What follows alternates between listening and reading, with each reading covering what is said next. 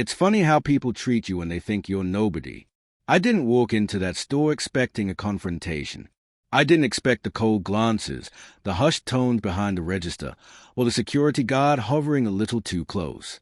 I was just there for a drink, something simple after a long morning of back-to-back meetings, wearing a hoodie and jeans instead of the tailored suits everyone expected from me. The first 30 seconds in that store told me everything I needed to know about how they saw me, invisible at best, suspicious at worst. It was a rainy Tuesday in late October, the kind of gray, slush-filled day that dampens everything it touches, including your patience. I had just left the construction site 2 blocks over. We were converting the upper floors of the Franklin building into boutique office lofts, my company's latest project. My crew had run into an issue with the plumbing layout, so I came down in person to check it out. I didn't want to rely on second-hand reports. That's just how I run my business, hands-on, detail-oriented. I hadn't planned to stop at a convenience store, but I needed something warm. Maybe a coffee, maybe a moment away from the cold and noise. The bell above the glass door gave a sharp, high-pitched ring as I stepped inside. The place was almost empty. Shelves lined with snacks and dusty toys, a single row of drinks along the back, and a cashier station up front. An older woman in a red vest looked up as I entered, then immediately looked back down at her phone. The teenage boy next to her glanced at me, then nudged her. They didn't say a word, but the vibe hit me instantly, like I'd just walked into a members-only club with the wrong skin tone and the wrong outfit. I ignored it. I was used to it. As I moved to the back, I noticed a mirror above the cooler, tilted so the cashier had a perfect view of the whole store. My reflection looked rougher than I'd thought. Hood up, sneakers dirty from the construction mud, shadows under my eyes from 5 hours of sleep the night before. I looked out of place, but it was still my building, every inch of it. I opened the cooler and pulled out a bottle of water. Just water, nothing else. And when I turned around, the security guard was already waiting for me. "Can I help you with something?" he asked, hand resting on his belt. Eyes scanning me like I might have slipped something into my pocket. "No," I said flatly. "I'm good." His jaw tensed. "You planning to pay for that?" I raised an eyebrow. "That's the idea." He didn't move. We'd had problems with people loitering. "You're not loitering, right?" I looked him dead in the eye. "I'm not." But it didn't matter, because perception was already reality to him. I could see it in his stance, the way he squared up like I was a threat. I held my ground, calm but firm. I'd been in rooms where billions were discussed.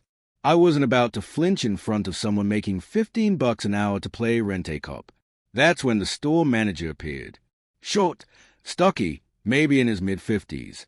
His name tag read Dennis, store manager. "Is there a problem here?" Dennis asked, walking up behind the guard. "No problem," I replied. "Just getting a drink." Dennis didn't even look at the bottle in my hand. His eyes flicked to my hoodie, my boots, and lingered there. "I think you need to leave," he said. I blinked. "Excuse me." "You've been standing back here a while. We don't allow loitering. You can take your business elsewhere." "I just walked in," I said, "and I have money. You want me to pay up front? Fine." "That's not the issue," he snapped, his voice rising. "We have policies. Now leave, before I call the cops." The security guard stepped closer. My fingers tightened around the water bottle, my knuckles whitening. Not out of fear, but fury. This wasn't the first time something like this had happened to me. But every time, it still felt like a fresh slap to the face. The assumptions, the arrogance, the pure, blind ignorance. But what they didn't know, what neither Dennis nor the guard nor the silent cashier with the judgmental eyes understood, was that they were standing inside my property. I didn't rent space here. I owned the entire building. I'd bought it 8 months ago through a holding company, Franklin Heritage LLC. They had no clue who I was, because I never wanted to be the kind of owner who walks around flashing credentials and demanding special treatment. But now I was starting to think maybe I'd been too generous with my anonymity. I took a breath. "All right," I said, placing the water on the counter. "You want me to leave?" Dennis crossed his arms, triumphant. "Now!" So I did. I walked out slowly, letting the bell chime once again behind me. But I didn't go far. I stood across the street, pulled out my phone, and made a single call. "Rachel," I said when my assistant picked up, "I need you to arrange a meeting. Building 1127 Franklin Avenue. Get the property manager and legal on the line. It's time we talk about new tenants." "What happened?" "They kicked me out," I said. "Didn't know who I was. And now we're going to remind them." I hung up and looked back across the street. The store still looked as drab and indifferent as before, but to me, it had just become the centerpiece of a story I was going to rewrite, one where they learn the hard way that appearances can be deceiving, and some people are a lot more powerful than they seem. The next morning, the conference room on the 19th floor of my downtown office buzzed with quiet anticipation. The skyline framed the windows behind me, gray steel and glass glinting in the soft morning light. My team was already seated. Rachel, my assistant, cool and focused as always, Mark, the property manager for our real estate assets, and Alicia, our legal counsel. On the table sat a thick binder with the store's lease details, performance reports, and a red-marked manila folder labeled incident. I watched the clock. 9:57 a.m. Dennis, the store manager who had thrown me out, was due to arrive at 10 o'clock. He had no idea what was coming. "Are you sure you want to do this in person?" Alicia asked, flipping through her notes. "Yes," I said. "I want to look him in the eye." Rachel raised an eyebrow. "You sure you're not being emotional?" "Of course I'm emotional," I said calmly. "But I'm also strategic. There's a reason people respect me in this business. I don't forget how I got here, and I don't tolerate people who treat others like they're disposable." The intercom buzzed. "Here's he," the receptionist said. "Bring him in," I replied. A moment later, the door opened and Dennis walked in, confused and slightly nervous. He wore the same red vest, but now with a wrinkled shirt underneath. Behind him trailed a younger man in khakis and a blue shirt with a company logo, someone from the corporate office, no doubt. "Mr. Dennis, have a seat," I said. He sat slowly, scanning the faces around the table. I was told there was some kind of meeting regarding our lease." I nodded. "That's right. Let's talk about it." Dennis didn't recognize me at first. Clean-shaven, dressed in a suit, I looked like a completely different man from the one he kicked out less than 24 hours ago. But then his eyes locked on mine. There it was, recognition and fear. "You," he said under his breath. I leaned forward slightly. "Yes, me." Silence settled over the room like fog rolling in from the harbor. "I'm sorry," he stammered. "I didn't realize that I own the building." I interrupted. "Or that I'm a person." Dennis swallowed hard. It's policy, you understand. We had issues in the past, people coming in, stealing.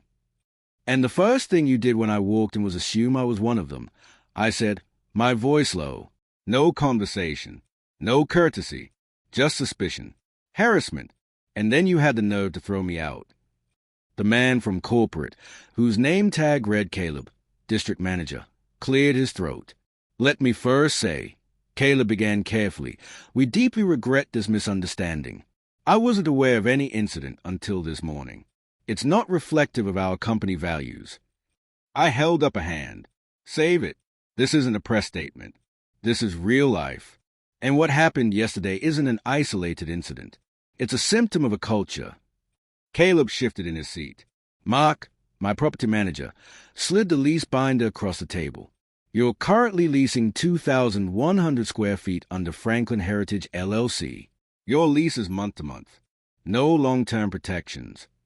Dennis turned pale. "I'm not here to negotiate," I said. "I'm here to inform you that we'll be terminating your lease in 30 days. We're exercising our right under Clause 7B, termination for cause or at owner's discretion without renewal guarantee.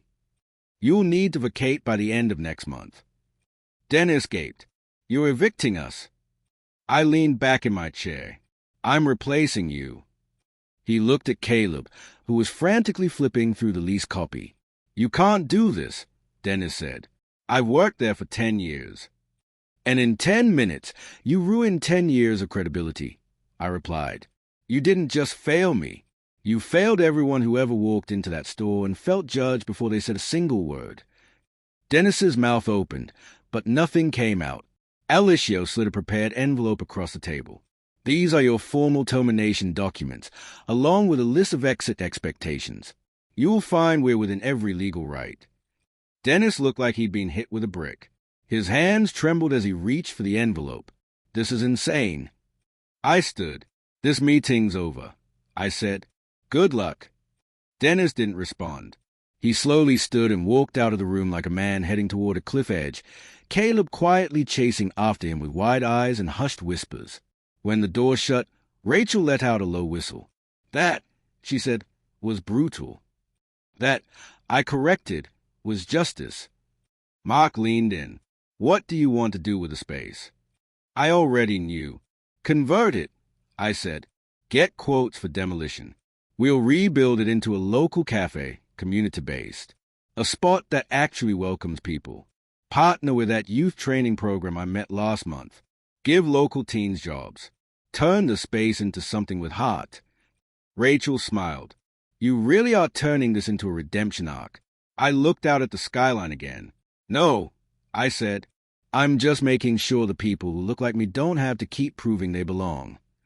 That afternoon, I returned to the store one last time. This time, I didn't go inside. I stood across the street, watching through the window. Dennis was there, moving with a kind of frantic desperation, snapping at employees, waving his hands. Maybe he thought he could fix it, reverse it, apologize enough to make it go away. But some choices echo, and some lessons have to be learned the hard way. What he didn't know was that I wasn't just evicting him from a building. I was evicting a mindset. The storm hit before the ink dried on the termination notice. It started small, just a single tweet.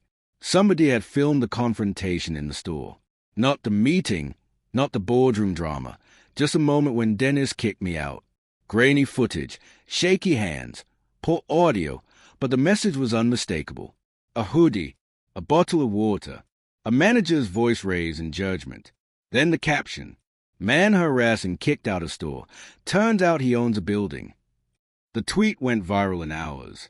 By midnight, it had 2.1 million views. The next morning, my inbox was flooded. News outlets, podcasts, influencers dissecting the video frame by frame. Some called it justice. Others saw it as a mirror to a broken system. The irony of a black man owning the very space he was thrown out of, it was too perfect for the media to ignore. And I hadn't even said a word publicly yet.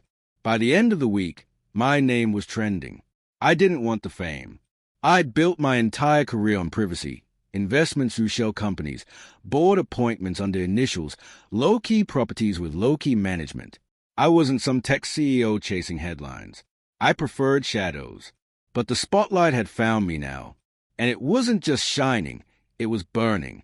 There were interviews I declined, speeches I was invited to give, offers to sponsor movements.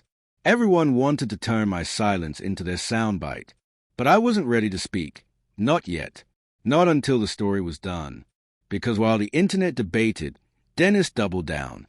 He started his own smear campaign. Quiet at first, then louder when he realized the walls were closing in.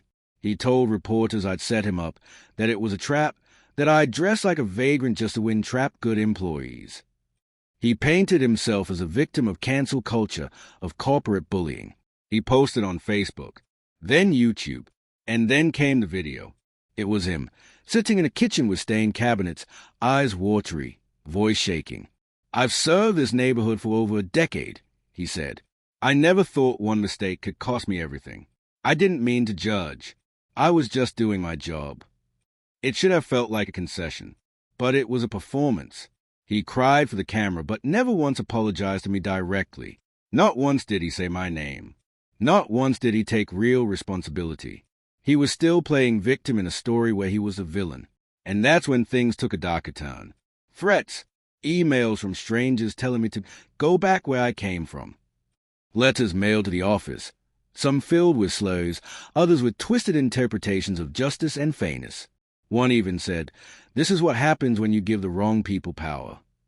I dealt with hate before, but this felt more personal, more dangerous. Rachel was the first to bring it up. You need security, she said, sliding a folder across my desk. Already taken care of, I replied. I had hired 2 private detail officers, quiet, professional, and invisible unless needed. They rotated shifts around my home, the office, and any events I attended. I didn't want them, but I wasn't naive. I wasn't afraid for me. But there were others now, people inspired by what I'd done, people who reached out to say thank you, young professionals, teenagers, older black men who'd been through the same humiliation I had, but without the power to change the ending. They told me their stories. Some sent handwritten letters, others sent DMs, and one of them stood out. Her name was Nia. She was 17, worked part-time at a small grocery store in the same city. And like me, she had been falsely accused of stealing by a customer. The manager believed the customer, fired Nia without checking the footage. I thought I was worthless, she wrote. But then I saw your video, and I realized maybe I'm not. That's when I knew. This wasn't just about me anymore. It was bigger. So I reached out to a few people I trusted. Community leaders, black entrepreneurs, organizers. We met in my office after hours, long after the building had emptied. Pizza on the table, papers everywhere, whiteboards filled with circles and arrows and crazy dreams. What if we turned that store into more than just a cafe? I said, what if it became a hub, a place where people like Nia could get trained, mentored, employed? A job with dignity, one woman said. A space that empowers instead of profiles, another added. We worked until 2 a.m. that night. The name came easy, the turning point. A community-run cafe with mentoring sessions, workshops, and job training woven into the business model. A place where you could grab coffee, apply for jobs, meet mentors, and never be made to feel like you didn't belong. We pulled in investors, quiet ones, allies. The next morning, I made a decision. It was time to speak publicly for the first time. I didn't do a press conference. I wrote a letter, posted it online. Black background, white serif font, no logos, no hashtags, just words. I was kicked out of a store I owned, not because I caused trouble, not because I stole, but because of how I looked. This isn't a story about revenge. It's about recognition. Recognition that dignity is too often withheld based on appearances. That respect is treated as currency, handed out to the people who look the part, even when they are not. I didn't speak out earlier because I wasn't looking for applause. But I'm speaking now because I believe in something better. We're launching a new space where judgment has no place, where opportunity is earned, not assumed. We're calling it the Turning Point, and it's open to everyone who's ever been underestimated. The response was overwhelming. The post was shared 300,000 times. Donations poured in. Volunteers signed up. Local artists offered to paint murals. Baristas applied from across the state. Even the mayor reached out with an offer of partnership. Dennis's video? Forgotten. His store? Now empty. And in its place, a future was forming. We broke ground 2 weeks later. Tore down the walls, gutted the shelving, ripped out the linoleum. What stood in that corner wasn't just a construction site. It was a symbol. I visited every day, sometimes in a hoodie, sometimes in a suit, but always with purpose. One afternoon, I saw a boy, maybe 12, watching us through the window. He looked at the workers, the paint buckets, the new counters going in. I walked over. Like what you see? I asked. He nodded. It's gonna be cool. What do you want to be when you grow up? I asked him. He paused. Boss, he said finally. I smiled. Then this place is for you. The morning of the grand opening was painted in gold. Sunlight streamed across the newly polished floor tiles. The scent of roasted coffee beans drifted out the open doors. Fresh flowers stood in recycled glass vases on every table. Sunflowers, tulips, and lavender, each one arranged by local volunteers. On the wall near the register, a mural bloomed across brick and paint. Bold black and brown faces in vivid colors, eyes filled with fire and hope. This was no longer a store. This was the turning point, and it was alive. I arrived just before dawn. Hoodie up, same one I wore the day Dennis kicked me out.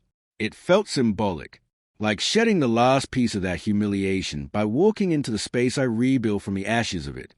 Rachel was already there, clipboard in hand, overseeing the final prep. "Thought you'd be fashionably late," she said without looking up. "I thought I'd enjoy the calm before the storm," I replied. She laughed. "There's no storm. Not in the mall. Look around." And I did. The coffee machines gleamed, ready to pour hope into cups. On one wall, a bulletin board offered free resume help, internship listings, and a sign-up sheet for evening workshops.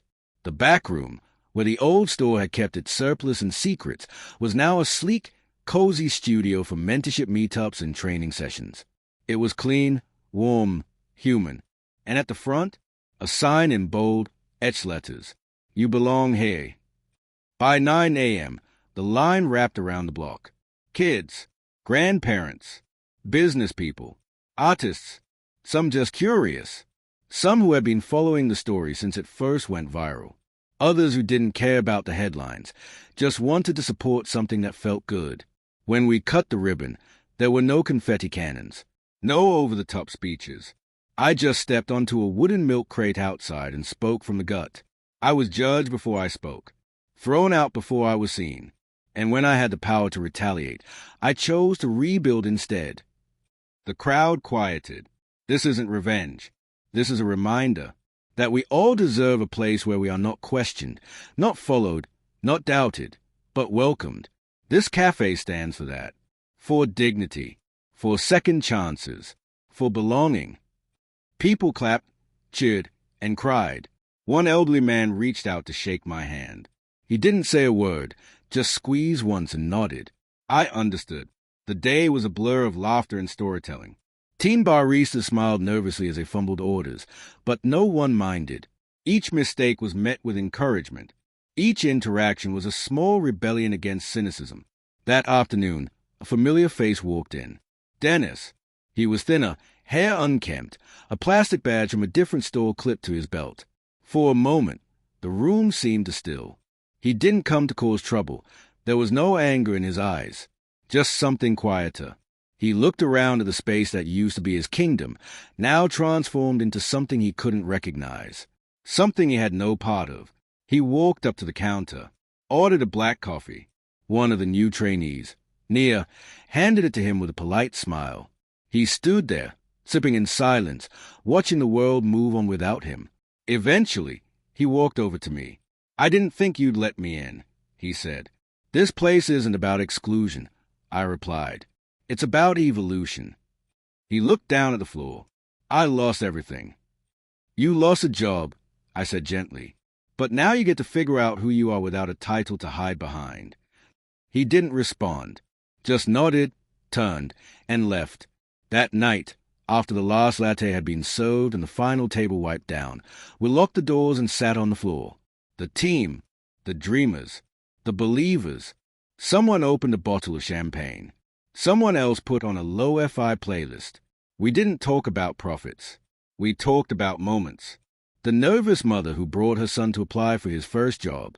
The college dropout who asked if she could teach a poetry class in the studio. The man who came in just to charge his phone and ended up talking for an hour with someone who listened. That's what the turning point was. Not a business, a beacon. And as we sat there, basking in the glow of something that had started with shame and turned into sanctuary, I realized something profound. Sometimes, the best revenge isn't retaliation. It's reinvention. I could have fought Dennis in court, dragged his name through headlines, tried to bury him the way he tried to bury me. But instead, I used the pain as blueprint. I turned it into architecture, into legacy. The weeks rolled by, and the cafe became more than just a spot for great coffee. It became known. Students gathered here to study. Local musicians performed live sets on weekends. Organizations rented the back room for community discussions. People asked how they could replicate the model, start similar spaces in their own neighborhoods. I started getting letters again. But this time, they weren't stories of pain. They were stories of possibility. I walked into the turning point today. One read, And for the first time in my life, no one followed me. They just asked if I wanted oat milk. Another, my son wants to own a business now because he saw someone who looked like him running one. One message came from Nia. She texted me late one night. I want to open my own cafe one day. You made me believe I could. I stared at that message for a long time. It was happening. Change. Real, quiet, powerful change. But the world never stops moving. And with momentum comes attention. Investors, politicians, corporations. Some wanted to franchise the idea. Others wanted to license the name. Some even offered to buy the brand outright. And then, one evening, an offer landed on my desk. 8 figures. Full acquisition. They wanted the turning point to go national, to put one in every major city. I sat alone in my office, staring at the contract. The numbers were mind-blowing, but so were the stakes, because this wasn't just a coffee shop. It was born from something raw, something real. Would that truth survive under fluorescent boardrooms and polished ad campaigns? I had a decision to make, and I knew it would change everything. The room was quiet, just me, the contract, and the distant hum of the espresso machine 2 floors below. I could still smell coffee in the air, a scent that had become more than just familiar. It was sacred now, the smell of second chances, of belonging, of a life reimagined. 8 figures, that's what the paper said. Enough money to never worry again. Enough to expand across the country. Enough to hire teams, build franchises, put the turning point in every city, on every street corner. But something in my gut resisted. This place, it wasn't built to be sold. It was built because I was thrown out, disregarded, judged not for who I was, but how I looked. And from that fracture came a vision, an idea that people could build community through healing, not hierarchy. I imagined a row of identical turning points, polished and branded, tucked into suburban strip malls and airport terminals. The mission watered down, the meaning flattened. Smiles manufactured by corporate policy instead of earned respect. No, that wasn't the dream. The turning point wasn't supposed to be a product. It was a message. And some messages aren't meant to be mass-produced. So I said no. I folded the offer and slid it into a drawer. Let it collect dust beside other regrets I didn't carry anymore. Rachel came in just after I made the decision. She saw my face and didn't even have to ask. You turned it down, she said. I did. She smiled. Not the polite kind. The kind that told me she knew why. You built something no one else could, she said. That means you're the only one who should protect it. Over the next few months, we didn't franchise. We mentored. We started a non-profit arm of the cafe.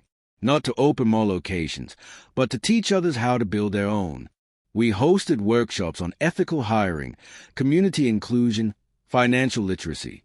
We helped kids write business plans, connected them to grants, and offered startup seed money to 3 entrepreneurs who reminded me of younger versions of myself.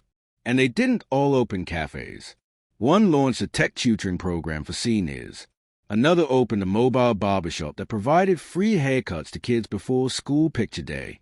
The third, she opened a yoga studio that doubled as a safe space for survivors of domestic violence. They were all turning points, in their own way. One ripple led to another, and just like that, the original wound, the humiliation of being kicked out, had become the epic end of something unstoppable. A year passed. We marked the cafe's anniversary with music, spoken word, and free drinks for the community. The mural had faded slightly from sun exposure, but its message hadn't. If anything, the cracks in the paint made it more powerful, because they were owned. On that anniversary, I stood outside again, same milk crate, same hoodie, but a very different man. Thank you, I said to the crowd, for showing the world what we can do when we don't fold into anger, but build from it. They cheered. A group of kids waved at me from the patio, kids who now came here after school instead of wandering the streets. Later, someone whispered in my ear, "You know, you're a bit of a legend now." I laughed. Nah, I'm just someone who didn't stay silent. But silence is a way of circling back. It found me again one cloudy morning when I walked into the cafe and saw someone sitting alone near the mural. An older man, back bent, hands trembling slightly as he stirred his coffee. Dennis. Again. He looked smaller than before. The anger he once wore like armor had rusted into guilt. He didn't look up when I approached. I pulled out a chair. Sat down. He spoke first. I lost my new job a few months ago, he said. I've been bouncing around, watching everything you've done. I didn't say anything, just listened. It started as resentment. I'll admit that, he continued. But lately, I've been asking myself what would have happened if I'd just paused that day, just stopped long enough to ask who you were. I nodded. Regret's a funny thing, I said. It doesn't knock. It lets itself in. He chuckled, sadly.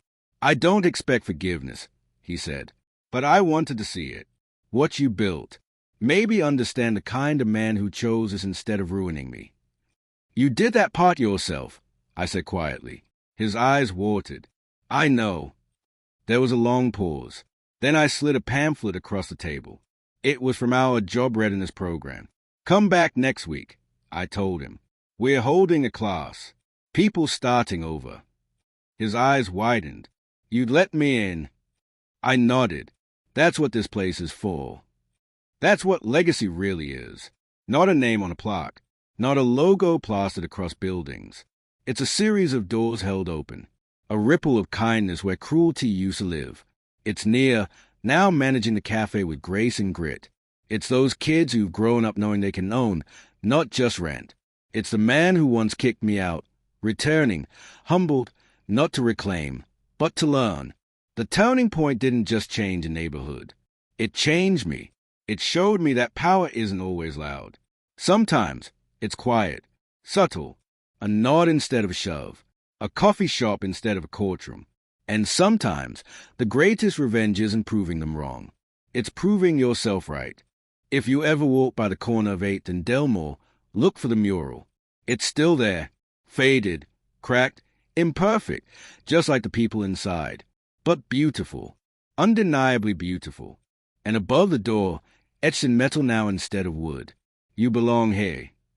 Because that's the point. That was always the point.